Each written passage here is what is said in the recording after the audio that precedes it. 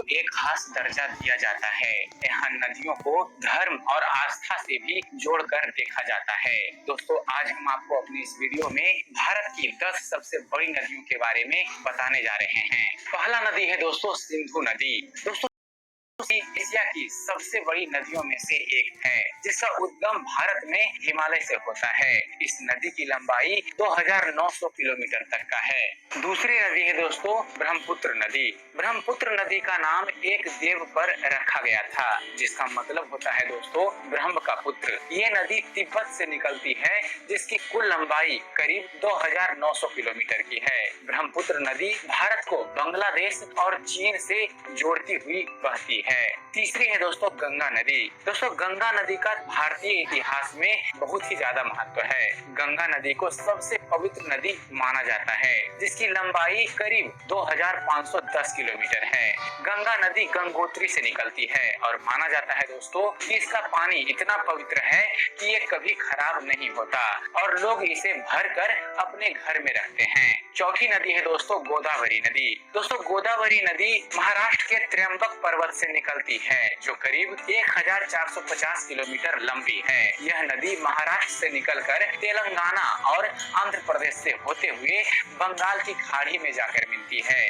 गोदावरी नदी भी काफी पवित्र नदी मानी जाती है। तेलुगु के गोद शब्द से इस नदी का नाम रखा गया है, जिसका मतलब होता है दोस्तों मर्यादा।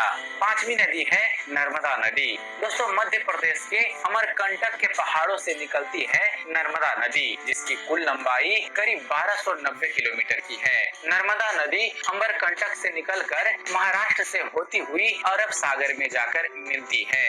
छठी नदी है दोस्तों कृष्णा नदी का उद्गम महाराष्ट्र के एक गांव से होता है। करीब 1290 किलोमीटर लंबी की ये नदी महाराष्ट्र, कर्नाटक, तेलंगाना और आंध्र प्रदेश से होकर गुजरती है। इन चारों राज्यों में सिंचाई के लिए कृष्णा नदी का ही पानी इस्तेमाल किया जाता है। कृष्णा नदी महाबलेश्वर की पहाड़ियों से निकलकर बंगाल की खाड़ी में मिली है। सातवीं नदी है दोस्तों यमुना नदी। दोस्तों, यमुना नदी उत्तराखंड के यमुनोत्री ग्लेशियर से निकलकर हरियाणा की सीमा से होते दिल्ली और आगरा होते हुए इलाहाबाद में गंगा नदी से मिलती है। ये नदी करीब 1211 किलोमीटर लंबी है। आठवीं नदी है दोस्तों महानदी। दोस्तों, महानदी छत्तीसगढ़ रायपुर के पास स्थित सिहावा की पहाड़ियों से निकलती है, जिसमें कई नदियों का संगम होता है और इसी कारण इसे महानदी कहा जाता है। इस नदी की कुल लंबाई है दोस्तों करीब 890 किलोमीटर। नौवीं नदी है दोस्तों कावेरी नदी।